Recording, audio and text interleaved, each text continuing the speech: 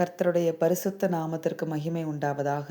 ஆண்டவராகிய இயேசு கிறிஸ்துவின் நாமத்தினாலே இந்த புதிய நாள் உங்களுக்கு ஒரு ஆசீர்வாதமான நாளாக இருப்பதாக. இந்த நாளுக்கான கர்த்தருடைய வார்த்தை நீதிமொழிகள் 3ஆம் அதிகாரம் 5-6வது வசனம். உன் சுய புத்தியின் மேல் சாயாமல் உன் முழு இருதயத்தோடும் கர்த்தரில் நம்பிக்கையாயிருந்து உன் வழிகளில் எல்லாம் அவரை நினைத்துக்கொள், அப்பொழுது அவர் உன் பாதைகளை செவ்வைப்படுத்துவார். ஆமென். ஆண்டவர் பாருங்க, இந்த நாள் நமக்கு ஒரு அழைப்பு விடுக்கிறார். கர்த்தர் மேலே நம்ம நம்பிக்கையாக இருக்கிறோம், கர்த்தரை ஏற்றுக்கொண்டோம், கர்த்தர் மேலே நம்பிக்கையாக இருக்கிறோம், கர்த்தருக்கு சந்தோஷம். ஆனால் இந்த வசனத்தில் என்ன கர்த்தர் கொடுத்துருக்கிறாருன்னா, கர்த்தர் மேலே முழு இருதயத்தோடும் நாம் நம்பிக்கையாக இருக்க வேண்டும் அப்படிங்கிறத ஆண்டவர் நம்மக்கிட்ட விரும்புகிறார்.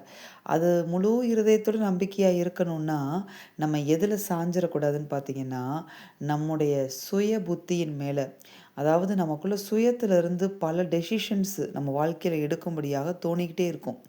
அந்த சுய புத்தியின் மேலே சாய்ந்து நம்முடைய வாழ்க்கையின் முடிவுகளை, சில காரியங்களில், முக்கியமான காரியங்களில் அப்படிப்பட்ட டெசிஷன்ஸை நம்ம எடுக்கும் பொழுது அந்த டெசிஷன்ஸுடைய பின் விளைவுகளை நாம் சந்திக்க வேண்டியது இருக்கும்.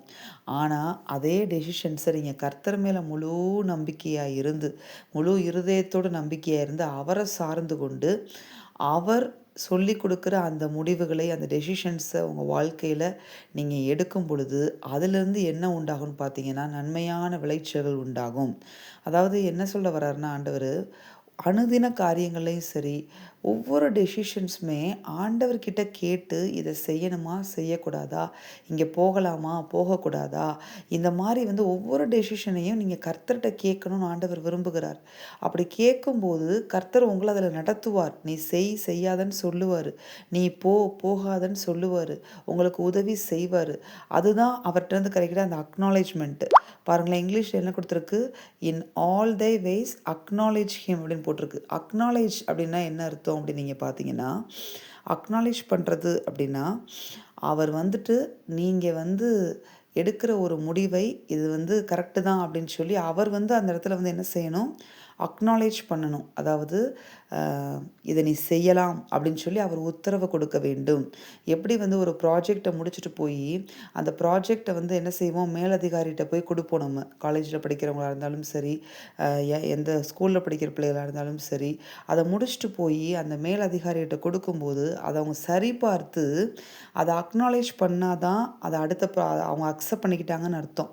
அதை அவங்க அக்னாலேஜ் பண்ணாத வரைக்கும் நம்மளால் என்ன செய்ய முடியாது, அதை சப்மிட் பண்ண முடியாது. அதே மாதிரி தான் நம்ம எடுக்கிற ஒவ்வொரு டெசிஷன்ஸ், நம்ம போகிற ஒவ்வொரு பாதைகள்லையும், ஆண்டவரே இப்படி ஒரு காரியம் இருக்குது, இதை நான் செய்யலாமா செய்யக்கூடாதா, இந்த மாதிரி இந்த இடத்துல அது போகலாமா நான் போகக்கூடாதா, இந்த திருமணத்தை அக்செப்ட் பண்ணலாமா பண்ணக்கூடாதா அப்படின்னு சொல்லி ஆண்டவர்கிட்ட நீங்கள் கேட்கும் பொழுது அதை ஆண்டவர் உங்களுக்கு தெளிவாக தெரியப்படுத்தி அதில் வழி நடத்தி அதை அவர் அக்னாலேஜ் பண்ணுவார். அவர் எதை அக்னாலேஜ் பண்ணுறாரோ, எதில் அவர் உத்தரவு கொடுக்குறாரோ அந்த காரியத்தை நீங்கள் செய்யும் பொழுது கர்த்தர் உங்களுக்கு நன்மையான விளைச்சல்களை அதன் மூலமாக காண பண்ணுவார். உங்கள் பாதைகளை செவ்வைப்படுத்துவார். கர்த்தர் உங்களை கைவிடாமல் நடத்துவார்.